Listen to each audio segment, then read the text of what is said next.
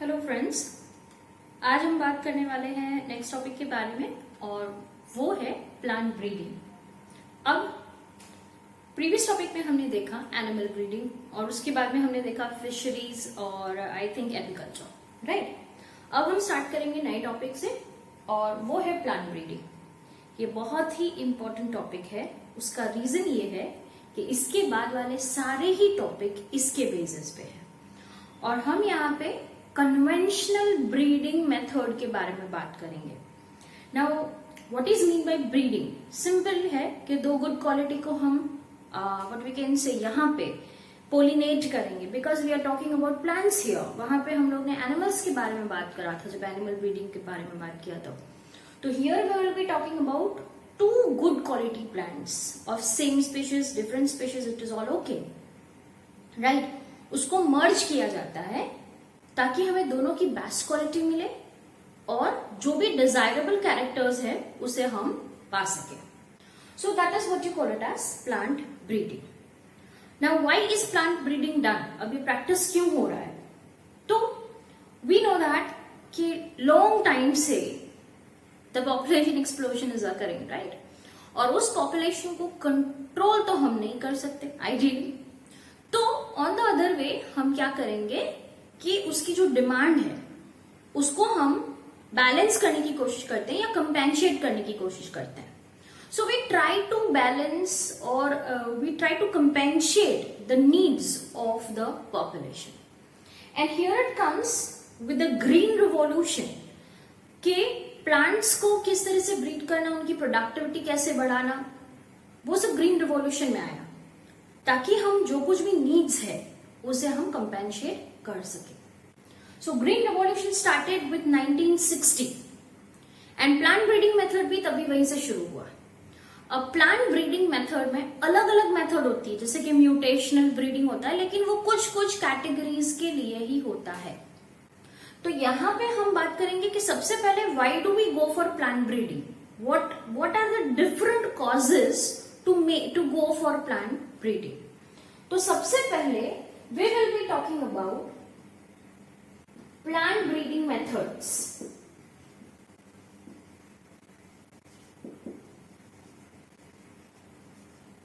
Okay, और plant breeding method में हम बात करेंगे conventional plant breeding, which is actually like it is to be done, it is easy, it does not require any good infrastructure या ऐसे कुछ जो चीज की जरूरत नहीं पड़ती हो। तो प्लांट ब्रीडिंग मेथड में हम जो सबसे पहले बात करेंगे that is known as conventional breeding method. Okay, now why do we do breeding?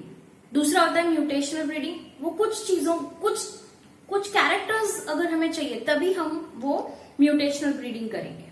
अब ये मेथड हम सबसे पहले देखेंगे और फिर बाद में हम प्लांट ब्रीडिंग क्यों कर रहे हैं, why are we attempting plant breeding, for what reasons we are making plant breeding. So that is what we are going to talk about. Okay, तो यहां पे हम बात करेंगे प्लांट ब्रीडिंग फॉर व्हाट। तो first one is for first increase in productivity. Okay, increase in productivity मतलब क्या? अगर नॉर्मल प्लांट है तो वो अगर 20 मिलियन टन ईयरली हार्वेस्ट दे रहा है तो उसे कोई ऐसे प्लांट के साथ ब्रीड किया जाए कि जिसकी वजह से उसका जो हार्वेस्ट है, उसकी प्रोडक्टिविटी है, वो इंक्रीज होकर 40 मिलियन हो जाए। So here we are doing the plant breeding for first purpose. What is that? Increase in productivity. ठीक है, क्वांटिटी वाइज उसे इंक्रीज करना है। Okay, second is to make it in you can say to make it disease resistance. ठीक है, we know that plants की कुछ disease होती है, फंगस से, बैक्टीरिया से, वायरसेस से प्लांट्स को भी डिसीज होती है, राइट। तो उससे रेजिस्टेंस बनाने के लिए भी we go for methods called plant breeding methods. Okay, तो यहां पे the second point is for disease resistance.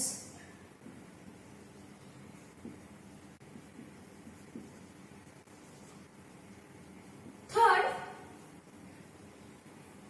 कि भाई वो ऐसा प्लांट बना दे कि जिससे डिसीज इन्फेक्ट ना हो पाए, ओके, जिससे डिसीज ना हो, तो वो हम इसका सेकेंड कैटेगरी लेंगे। थर्ड होता है you know that insect and pest they harm the what we can say standing crop plants को वो हार्म करते हैं, राइट।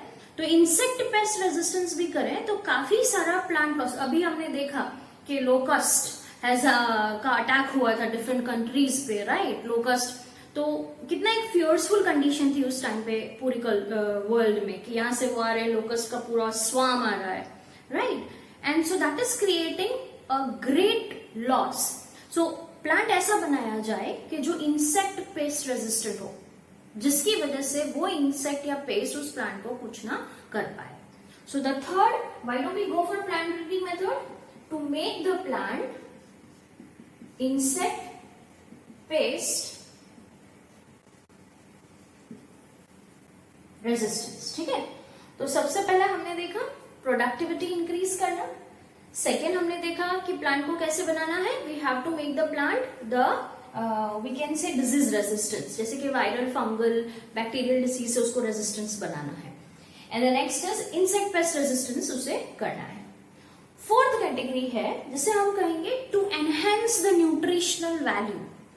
एनहेंस न्यूट्रिशनल वैल्यू का मतलब क्या हुआ कि अभी सपोज उसमें थोड़ा वाइटामिन है तो ऐसा कुछ किया जाए कि उसमें वाइटामिन्स के अमाउंट बढ़ जाए, ताकि इवन स्मॉल अमाउंट का फूड अगर वो कंज्यूम हो तो वो enough amount of minerals, vitamins, जो कुछ भी बॉडी के लिए नेसेसरी है वो मिल जाए।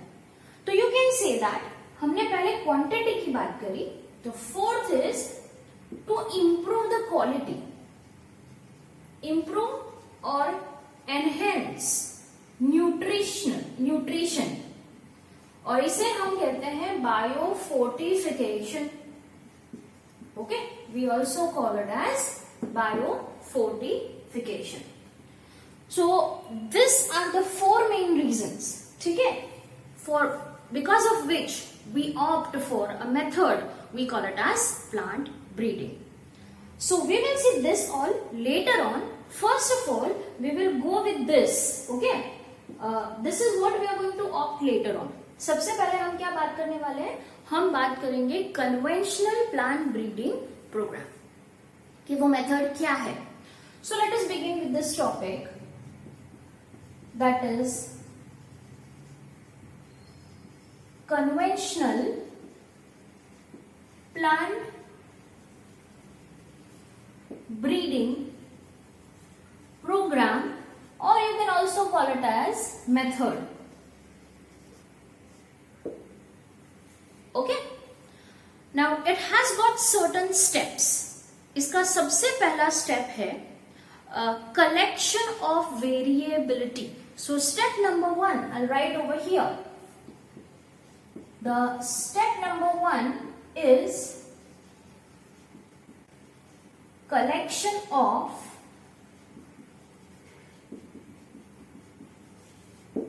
variability. Okay, then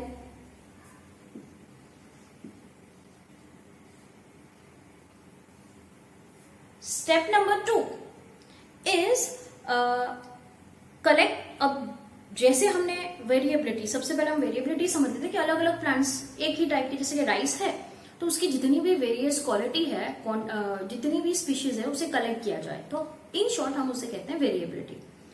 सेकेंड है उसमें से हम किसी भी दो प्लांट को सिलेक्ट करेंगे, that is what you call it as selection of parents. ठीक है, तो step 2 is selection of parent plant. ठीक है, then next comes the third point. Okay, step 3. तो step 3 क्या आएगा? step 3 is उन दोनों को क्रॉस ब्रीड करवाना, या तो फिर हम कह सकते हैं क्रॉस हाइब्रिडाइजेशन या हाइब्रिडाइजेशन अमॉन्ग द पेरेंट्स. तो next is hybridization of parents. You can say cross hybridization सेपरेटाइजेशन या फिर हाइब्रिडाइजेशन ऑफ पेरेंट्स। मतलब सबसे पहले हमें बहुत सारे प्लांट्स सिलेक्ट करने हैं। सेकेंड मेथड क्या है, सेकेंड स्टेप क्या है, उसी प्लांट्स में से हमें 2 प्लांट्स जो बेस्ट क्वालिटी के हैं वो सिलेक्ट करने हैं और उसके बाद we are going to go for hybridization method. अब next is step number 4, selection and testing of recombinants. और लास्ट स्टेप है that is step number 5। Step number 5 है testing, release and commercialization of new cultivar. ठीक है, so right here testing, release and commercialisation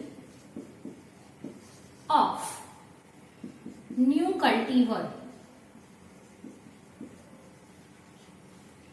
So these are the 5 different steps. The first is selection, collection of variability। अलग अलग plants same species के collect करके लेकर आओ। Second, उसमें से जो बेस्ट क्वालिटी हो वो पेरेंट सिलेक्ट करो। नेक्स्ट, वो पेरेंट्स के बीच में हाइब्रिडाइजेशन करो। नेक्स्ट, हाइब्रिडाइजेशन से जो नए पौधे बने हैं उन्हें हम कहते हैं रिकॉम्बिनेंट्स। रिकॉम्बिनेंट्स मतलब क्या, कि जिनमें थोड़े कैरेक्टर्स ये पेरेंट के हो और थोड़े कैरेक्टर्स ये पेरेंट के हो, लेकिन वो दोनों ही पेरेंट से अलग है। So that is what you call it as recombinant. Recombinant मतलब कुछ नया कॉम्बिनेशन बना है जो दोनों की बेस्ट क्वालिटी लेकर आया है। Okay, the next is testing, release and commercialisation. फिर बाद में वो जो कुछ भी आया है रिकॉम्बिनेंट उसको टेस्ट किया, फिर उसको अलग अलग जगहों पे टेस्ट किया जाता है, फिर उसको रेफरेंस किया जाता है कि इससे बेटर कोई है या नहीं, इससे बेटर कोई क्रॉप है या नहीं, प्रोडक्टिविटी वगैरह। ओके, और अगर वो बेस्ट है तो फिर उसे कमर्शियलाइजेशन मतलब मार्केट में प्लेस किया जाता है सेल करने के लिए। तो ये एक सिंपल सी मेथड है लेकिन उसे थोड़ा ध्यान देना है। So let us begin with the first step. So I'll start with the first step, and the first step number 1 is collection of variability. Okay? So हम start करते हैं step number 1 से, that is known as collection of variability. इसमें हमें क्या करना है कि कोई भी एक particular plant species, let's say example I am taking over here is rice. तो राइस की जितनी भी वैरायटीज है हमारे पास, ओके, तो all the varieties of rice plant या तो फिर सीड, राइट, या तो फिर सैपलिंग्स, कुछ भी वो प्लांट के रिलेटेड कुछ भी हमें कलेक्ट करना है। तो variety of rice plant seed is collected. Let say मैं कहूंगी R1, R2, R3, R4, R5, Rn, बहुत सारी स्पीशीज हमने कलेक्ट कर ली। वो स्पीशीज में कैसे हो सकते हैं कि उसी स्पीशीज की अलग टाइप। ओके, लेट से कि बासमती है तो बासमती की दूसरी बासमती टाइप होती है, जैसे कि उसके सीड्स की थोड़ी ग्रेन्स की साइज अलग हो सकती है, कोई बड़े हो सकते हैं, कोई छोटे हो सकते हैं, राइट। तो वो हुआ, तो वो उसका हुआ डिस्टेंट स्पीशीज, मतलब उसके रिलेटिव स्पीशीज हुआ। ओके, तो उसकी स्पीशीज या तो फिर कोई ऐसी स्पीशीज जिसे हम कह सकते हैं वाइल्ड रिलेटिव, जो एडिबल नहीं है लेकिन उसके कुछ ऐसे कैरेक्टर है कि भाई वो बहुत ज्यादा प्रोडक्टिविटी देती है। तो उस पॉइंट को ध्यान में लेके हम उसके वाइल्ड रिलेटिव जो एडिबल नहीं है, जो हम खा नहीं सकते, बट उसका सिर्फ उतना कैरेक्टर को हम फोकस करके we can also take the wild relative of that plant. Species wild relative of plant. ठीक है, एंड जितना भी हमें मिला, जो कुछ भी हमें मिला जिसे हम यूज करने वाले हैं, उसे हम कहते हैं germplasm. Okay, so it is called as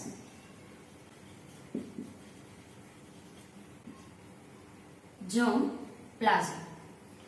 तो germplasm क्या है? Whatever plants we get of that particular species, उसका रूट, उसका स्टेम, उसका लीफ, उसका सीड, या उसकी जितनी भी वैरायटीज जो हमें मिली है, they all are included as a germplasm, जिससे हम उस प्लांट को प्रोपगेट कर सकते हैं, आगे बढ़ा सकते हैं. That is what you call it as germplasm. So all this variability, whatever we have collected, is known as the germplasm.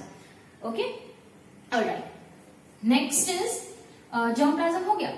अब हम ये सब क्यों कलेक्ट कर रहे हैं? तो there is a very particular line mentioned in your textbook. उसमें लिखा है so that one can exploit the natural genes, या तो फिर उसके natural characters को हम यूज कर सकते हैं, बट वहां पे वर्ड लिखा है एक्सप्लॉइट. ओके, एक्सप्लॉइट का मतलब क्या? यूज. तो उसका नेचुरल कैरेक्टर्स जो है, जो कुछ भी दो प्लांट के हैं, उसे हम मर्ज करके we can use it. So to exploit the natural genes, या फिर नेचुरल उसके कैरेक्टर्स को एक्सप्लॉइट करने के लिए what do? We opt for plant breeding. So this is again a important point. To exploit the naturally existing characters, or else you can say genes. ठीक है, तो this is about, you can say that the step 1, that is the collection of variability. हमने यहाँ पे example लिया है rice का, just for the sake of example. आप ऐसे भी लिख सकते हो कि कोई भी एक प्लांट स्पीसीज की आपको अलग अलग टाइप्स कलेक्ट करनी है, और यहाँ पे वर्ड याद रखना है exploit the natural genes, and second आपको याद रखना है जर्मप्लाज्म क्या है. So this is about the first step. Now will proceed with the second step. Now we go with the next step, and the second step is selection of the parent plant. So let's go with this topic. The second is selection of parent plant. Now, when you go with this step, parents, remember that parents हमेशा pure line के होने चाहिए. Pure line मतलब homozygous, कि कोई भी character अगर उसमें है तो वो होमोजाइगस होना चाहिए. मतलब क्या? कि उसमें ऐसा कोई या तो फिर वो डोमिनेंट होना चाहिए, या तो फिर वो रेसेसिव होना चाहिए, ताकि दोनों ही पेरेंट खुद का जो वो पर्टिकुलर कैरेक्टर है, जैसे कि प्रोडक्टिविटी ज्यादा है, तो वो एक्सप्रेस कर सके. वरना फिर क्या होगा कि अगर एक यहाँ पे होमोजाइगस है और एक हिट्रोजाइगस है, तो वो मिक्स होके हो सकता है वापस हिट्रोजाइगस कंडीशन प्रोड्यूस हो. तो यहाँ पे what is the main thing? The parent should be homozygous in nature, or we can say that वो कैसे होना चाहिए? प्योर लाइन्स होने चाहिए. Now how do we know कि ये भाई होमोजाइगस है या फिर प्योर लाइन्स है? तो उसके लिए what do we do? हम पेरेंट्स को टेस्ट करते हैं. तो यहीं पे स्टेप 2 में what are we going to do? We are going to test the parents. How are we going to test the parents? Parent को टेस्ट करने के लिए क्या करेंगे? हम सेल्फ फर्टिलाइजेशन या सेल्फ पोलिनेशन करते रहेंगे.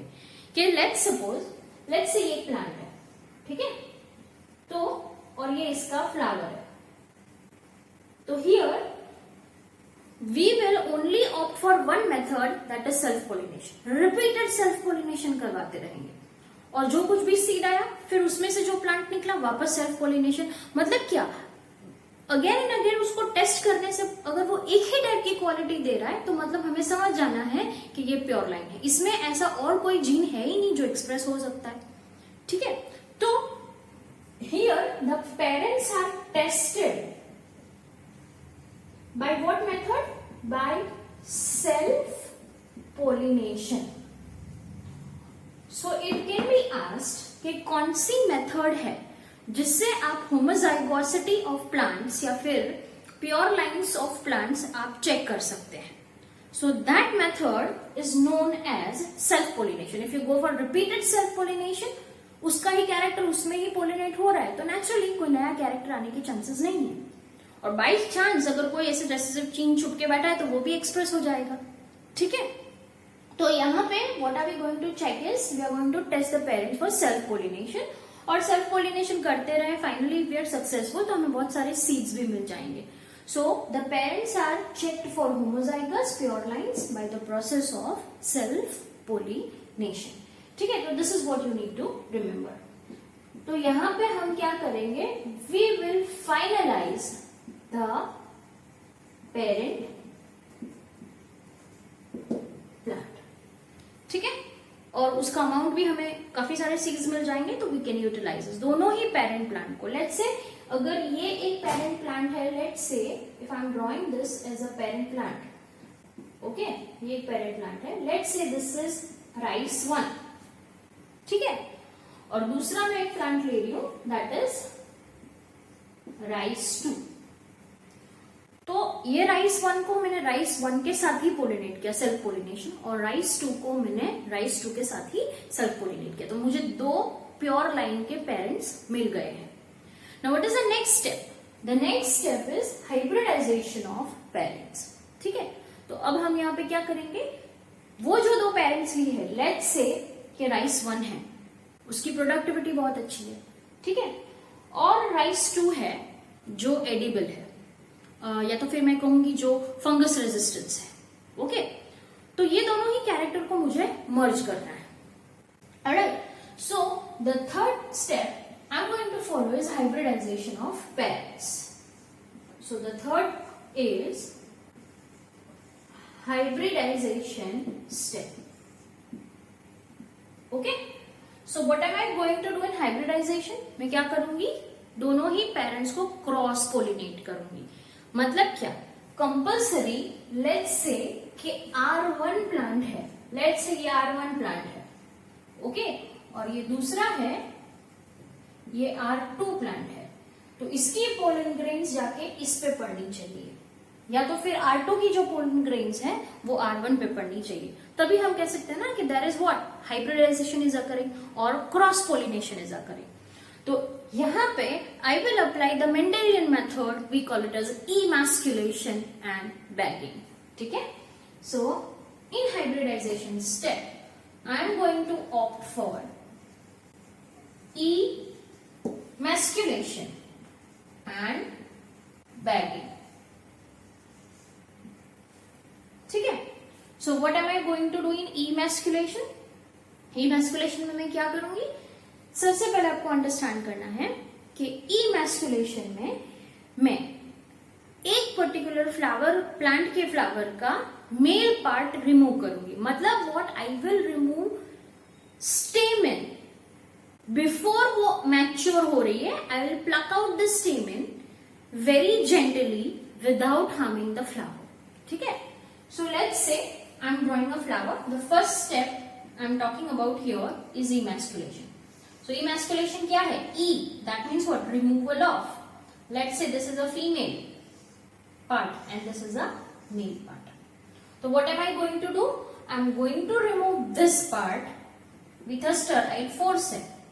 इसको मैं यहाँ से remove कर दूंगी ऐसे. Okay? So this is what I'm going to remove. So emasculation का मतलब क्या होता है? E, removal, masculation, removal of stamen, or you can also call it as anther, without damaging the flower.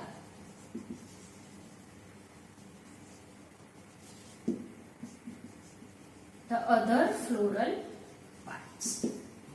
ठीक है, तो this is what I have done the first step, and what is we call it as emasculation. लेकिन वो कब करना है? Before maturity. जैसे कि अगर वो एंथर डेहीस होने वाला हो, उससे पहले ही मुझे एंथर को रिमूव कर देना है. सो और किसी भी दूसरे प्लांट्स, फ्लावर्स के पार्ट को डिस्टर्ब नहीं करना है. फिर the next step is bagging. Now what do you mean by bagging? Bagging का मतलब होता है कि अगर ये मेरा फ्लावर है तो मैं इसे एक बटर पेपर या उससे कवर कर दूंगी.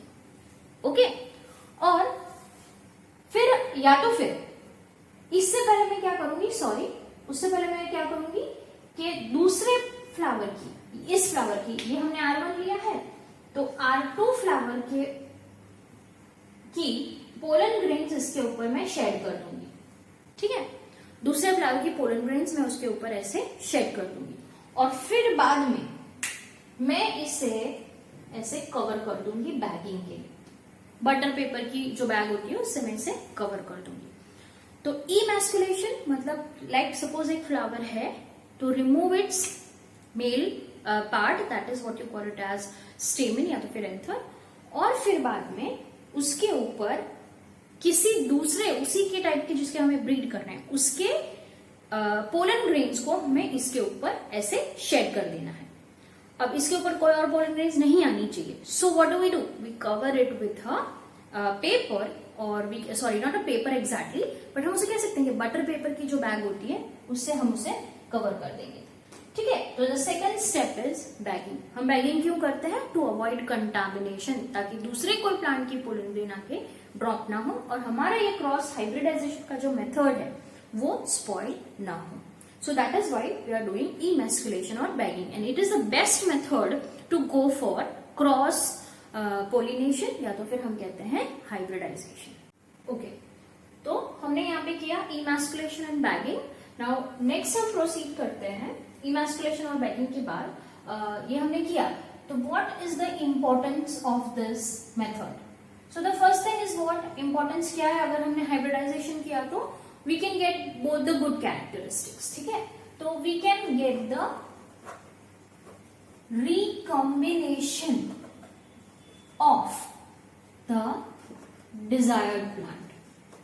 recombination मैं एग्जांपल में ले सकती हूँ, लेट्स से अगर एक में प्रोटीन कंटेंट हाई है तो वो we can get, एंड दूसरे में अगर डिजीज रेजिस्टेंस है तो वो हमें मिल सकता है।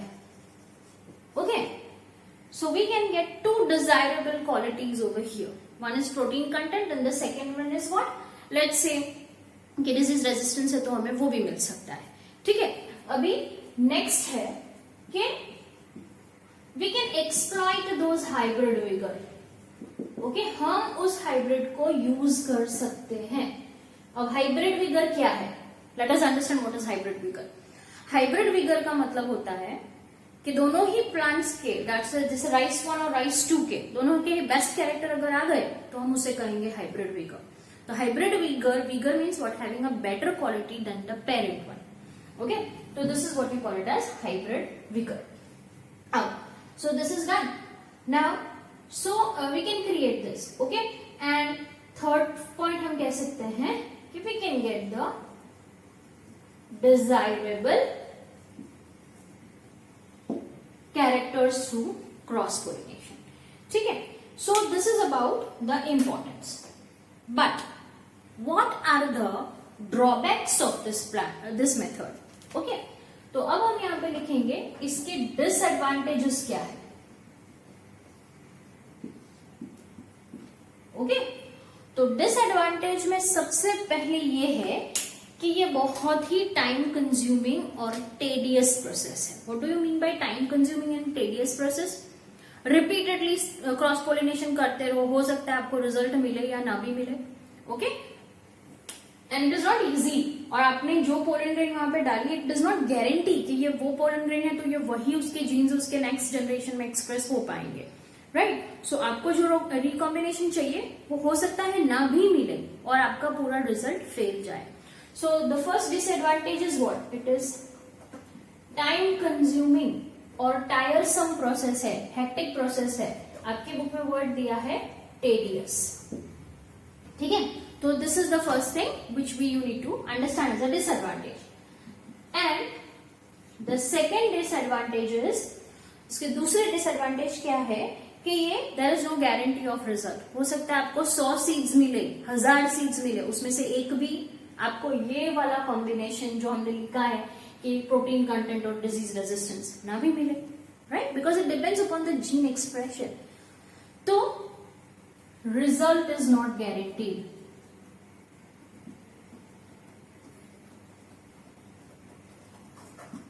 So these are the two main drawbacks of this method. We call it as hybridization, जिसमें हम इंक्लूड करते हैं emasculation and bagging.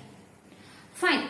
Let us be positive and let's say कि हमें भाई जो कुछ भी recombination यहाँ पे चाहिए था, we have got it in 1 or 2 or 3 seeds of that after doing this emasculation and bagging. तो now we'll go with the third step. Okay, So this was the step number 1. Step number 1 हमने पहले देख लिया. Step number 2, step number 3, and now we'll go with the step number 4. Sorry. तो while going with the step number 4, let's say हमें एक result मिल गया है. Let's say हमें एक प्लांट मिल गया है जिसमें हमें डिजायरेबल कैरेक्टरिस्टिक्स चाहिए थी. Okay. So now what we are going to do? Testing of recombinant. ठीक है? What are we going to do? We are going to test the recombinant. अब इस recombinant को टेस्ट करते वक्त what are we going to do? Let's say हमने जो ये दो प्लांट मर्ज किए और हमें एक सीड मिला, उसमें से एक प्लांट मिला. ठीक है? Let's say this is the recombinant rice. I am writing as RRC. मतलब recombinant variety of rice जो ये दो प्लांट को ब्रीड करने से हमें मिला. अब हमें इसे चेक करना है कि क्या इसके पास वही कैरेक्टरिस्टिक्स आए हैं जो हमें डिजायरेबल है. तो हमें इसके लिए भी हमें इसे चेक करना है. ओके, तो what are we going to do? We are going to self pollinate this plant again,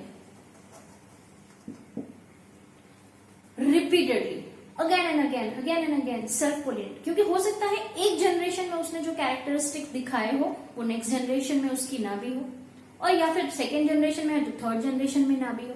तो उसके जीन्स को, इसके एलील्स को चेक करने के लिए हम वापस यहाँ पे टेस्ट करने के लिए what are we going to do? We are going to self pollinate the recombinant. Okay, so self pollinate the recombinant progeny of plant.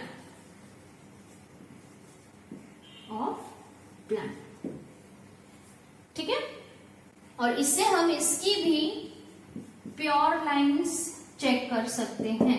Pure lines का मतलब क्या? जो कैरेक्टर्स हमें चाहिए वो रिपीटेडली आ रहा है, क्या वो सही में प्योर लाइन में फॉर्म हुआ है. So that is what also we can check. तो हम पेरेंट्स को भी प्योर लाइन पे ही चेक करते हैं और यहाँ पे भी हम क्या चेक करेंगे? Pure lines. प्योर लाइंस मतलब क्या? उसमें वो कैरेक्टर एकदम प्योर फॉर्म में है या फिर किसी और कैरेक्टर का इंटरफियरेंस पॉसिबल है. So that is what we are going to check over here. Remember this word, it is important. Pure lines. Recombinants में भी हम प्योर लाइंस ही चेक करेंगे सेल्फ पोलिनेशन से. सेल्फ पोलिनेशन मतलब इसी को हम पोलिनेट करेंगे इसी के साथ. ठीक है? तो this is about the fourth step that is known as the testing of recombinants. अब हम प्रोसीड करेंगे लास्ट स्टेप के साथ, that is the testing, release and commercialization of recombinant. And the last step is testing, release and commercialization. तो अगर हम बात करें टेस्टिंग की, तो फर्स्ट ये मैंने कुछ पॉइंट्स लिखे हैं, उसको आपको याद रखने हैं कि किस चीज में हम इसे टेस्ट करेंगे. तो we will be testing it for the agroclimatic characters जो मैंने आपको पहले बताया, जैसे कि प्रोडक्टिविटी के लिए चेक करेंगे अगर हमने उसके पॉइंट ऑफ व्यू से किया है, या फिर हम इसे चेक करेंगे डिजीज रेजिस्टेंस है या नहीं. तो हम इसके अंदर डिजीज का पैथोजन का इंजेक्ट करेंगे और वो रेजिस्टेंस है या नहीं वो हम चेक करेंगे. तो whether it is disease resistance या फिर वो पेस्ट रेजिस्टेंस है क्या नहीं. ओके, तो ऑल दिस कैरेक्टर्स जो एग्रोक्लाइमेटिक कैरेक्टर्स है, एग्रोनॉमिक कैरेक्टर्स सॉरी, उसके लिए हम इसे एनालाइज करेंगे ये प्लांट को, जो जिस एम को रख के हमने ब्रीडिंग किया है उसके लिए. Next, we will be growing it in a different agroclimatic zone. Let's say अगर मैंने इसको पंजाब में ग्रो किया तो फिर मैं उसको कश्मीर में भी ग्रो करूंगी, महाराष्ट्र में ग्रो करूंगी, गुजरात में ग्रो करूंगी, केरला में ग्रो करूंगी. तो जितने भी अलग अलग एग्रो क्लाइमेटिक जोन्स हैं, जैसे कि एग्रीकल्चर के रिलेटेड अलग अलग सॉइल जहां पे अवेलेबल है, वैसे हर एक अलग अलग डिफरेंट एग्रो क्लाइमेटिक जोन्स में इसे मैं ग्रो करूंगी. सो ग्रो द न्यू कल्टीवार, जो हमें नया प्लांट मिला है उसे मैं डिफरेंट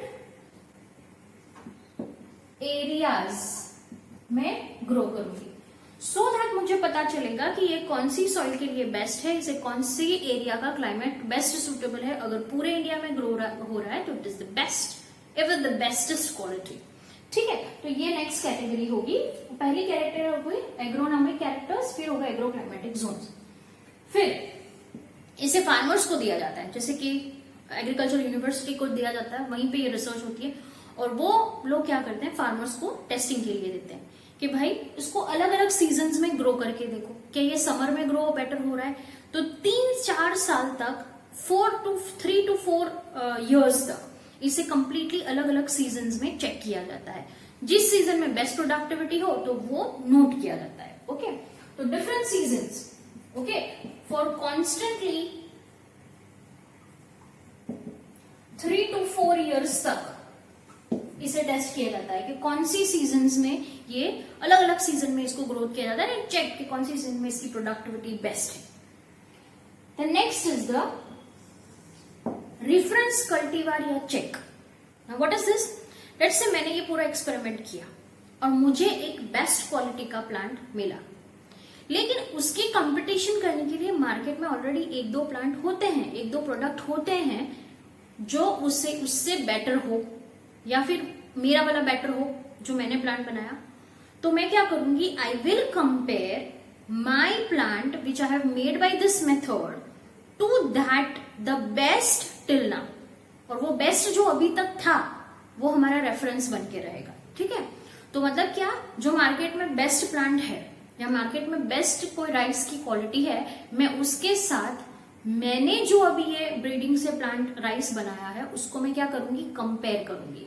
तो वो मेरे लिए प्लांट क्या हुआ, मेरा रेफरेंस हुआ कि उसके साथ मुझे रेफर करना है कि इससे बेस्ट है या वर्स्ट है, और उसके हिसाब से हमारे रेट्स या फिर कमर्शियलाइजेशन में वो हेल्प करेगा। Okay, so here we need to compare it with the other best plant of it types. उसकी ही टाइप का बेस्ट प्लांट जो है उसके साथ मैं इसे कंपेयर करूंगी, और ये जो अदर बेस्ट प्लांट है उसकी ही टाइप का, उसे मैं कहूंगी रेफरेंस कल्टीवार या फिर चेक। ठीक है, तो सब अगर बेस्ट रहा तो फिर बाद में we place it for market, and that is what you call it as the next point, release and commercialization. ठीक है, तो उसके बाद में हम उसे, अगर वो बेस्ट है तो उसके रेट ज्यादा होंगे, अगर वो उससे सेकंड बेस्ट है तो उसके रेट कम होंगे। तो that is what you call it as commercialization. Commercialization means what, to place it in the market for sale. So this was all about today's topic, and that is what you call it as the plant breeding method. और आज हमने study किया conventional plant breeding method, जिसके 5 steps है, याद रखना। Okay, so this was all about today's topic.